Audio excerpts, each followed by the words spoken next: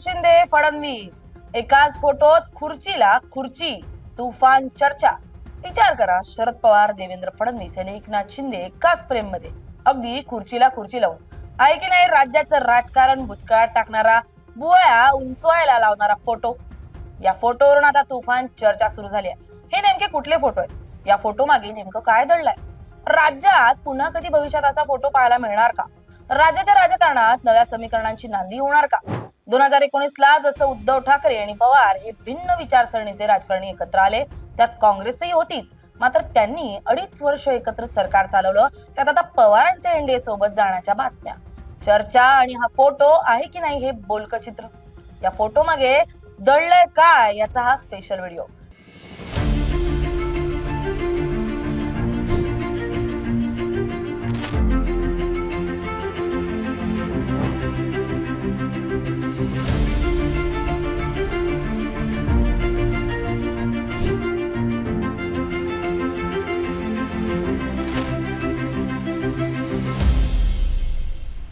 नमस्कार, मी स्नेहल चौधरी, आपण पाहत आहात LS मराठी। विधान भवनातील उच्चस्तरीय बैठकीत शरद पवार, देवेंद्र फडणवीस आणि एकनाथ शिंदे एकाच व्यासपीठावर एकत्र आल्यानं महाराष्ट्राच्या राजकारणात नवीन चर्चांना उधाण आलंय। मुंबईच्या विधान भवनात आयोजित केलेल्या महाराष्ट्र कर्नाटक सीमा प्रश्नावरील उच्च अधिकार समितीच्या बैठकीत हे दिग्गज नेते दीर्घ काळानंतर आमने सामने आले। वरकरणी ही बैठक सीमा भागातील मराठी भाषिक जनतेच्या हितासाठी आणि न्यायालयीन लढाईची रणनीती ठरवण्यासाठी बोलवण्यात आली असली तरी आगामी विधानसभा निवडणुकांच्या पार्श्वभूमीवर या भेटीनं राजकीय वर्तुळात प्रचंड खळबळ उडवून दिली। विकास आणि सीमा प्रश्नाचं नाव पुढे करून झालेल्या या अभूतपूर्व भेटीमुळे महाराष्ट्राच्या राजकीय पटलावर भविष्यात कोणते मोठे वादळ उठणार यावर आता तर्कवितर्क लढवले जात आहेत। या बैठकीचे महत्व केवळ प्रशासनिक पातळीपुरतं मर्यादित नव्हतं, तर त्यातील अंतर्गत राजकीय समीकरणांमुळे याला विशेष वजन प्राप्त झालं होतं। राज्याचं मुख्यमंत्री पद सांभाळणारे देवेंद्र फडणवीस, उपमुख्यमंत्री एकनाथ शिंदे आणि महाविकास आघाडीचे शिल्पकार मानले जाणारे ज्येष्ठ नेते शरद पवार जेव्हा एकाच टेबलावर चर्चा करण्यासाठी बसले, तेव्हा संपूर्ण राज्याचं लक्ष या बैठकीकडे वेधलं गेलं। महाराष्ट्राच्या राजकारणात गेल्या काही वर्षात झालेल्या प्रचंड उलथापालथीनंतर या 3 नेत्यांचं एकाच फ्रेम मध्ये दिसणं हे अत्यंत दुर्मिळ आणि लक्षवेधी घटना मानली जाते। सीमा प्रश्नांवर सर्वांचे एकमत घडवून आणण्यासाठी ही बैठक यशस्वी ठरली असली तरी या नेत्यांमधील अंतर्गत संवाद आणि देहबोलीतून वेगळंच राजकीय संकेत मिळत असल्याचं जाणकारांचं म्हणणं आहे। उच्चाधिकार समितीची बैठक संपल्यानंतर विधान भवनात आणखी एक नाट्यमय घडामोड पाहायला मिळाली। शरद पवार हे बैठक आटोपून थेट उपमुख्यमंत्री एकनाथ शिंदे यांच्या दालनात पोहोचले। विरोधी पक्षाच्या सर्वात बलाढ्य नेत्यांपैकी एक असलेले पवार साहेब थेट सत्ताधाऱ्यांच्या दालनात सदिच्छा भेटीसाठी गेल्याची माहिती मिळताच संपूर्ण विधिमंडळ परिसरात चर्चा सुरू झाली। विशेष म्हणजे शरद पवार आपल्या दालनात आल्याचं समजतात उपमुख्यमंत्री एकनाथ शिंदे हे सुरू असलेली कॅबिनेट बैठक अर्धवट सोडून तातडीनं पवारांच्या स्वागतासाठी धावून आले। शिंदे यांनी पवार साहेबांचे शाल आणि पुष्पगुच्छ देऊन अत्यंत आदरपूर्वक स्वागत केलं। या दोन्ही नेत्यांमध्ये बंद दाराआड काही काळ चर्चा झाली आणि त्यानंतर शिंदे पुन्हा कॅबिनेट बैठकीला रवाना झाले।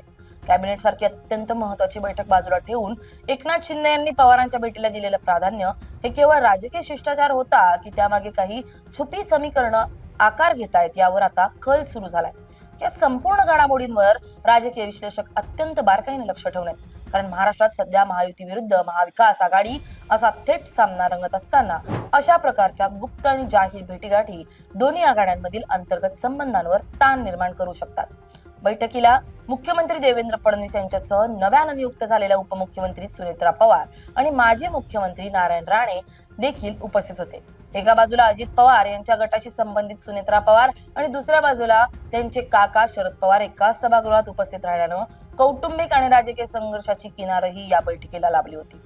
त्यामुळे ही भेट केवळ सीमा प्रश्नापुरती मर्यादित नसून आगामी काळात तिकीट वाटप, जागांची समीकरण आणि संभाव्य नव्या आघाडीची नांदी ठरू शकते अशी भीती दोन्ही बाजूंच्या कार्यकर्त्यांना सतावते।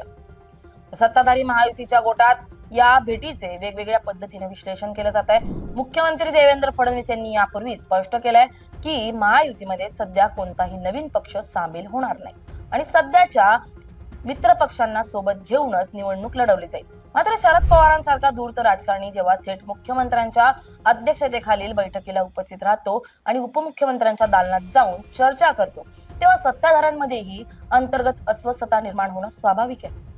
नाव विकासाचं किंवा सीमा प्रश्नाचे असले तरी राजकारणात कोणतीही भेट विनाकारण नसते, हा इतिहास आहे. त्यामुळे या भेटीतून शरद पवारांनी महायुतीमधील कोणत्या घटकाला काय संदेश दिला याची चाचपणी आता भाजप आणि शिवसेनेच्या अंतर्गत वर्तुळात केली जाते. दुसऱ्या बाजूला महाविकास आघाडीमध्येही या भेटीचे मोठे पडसाद उमटण्याची शक्यता नाकारता येत नाहीये.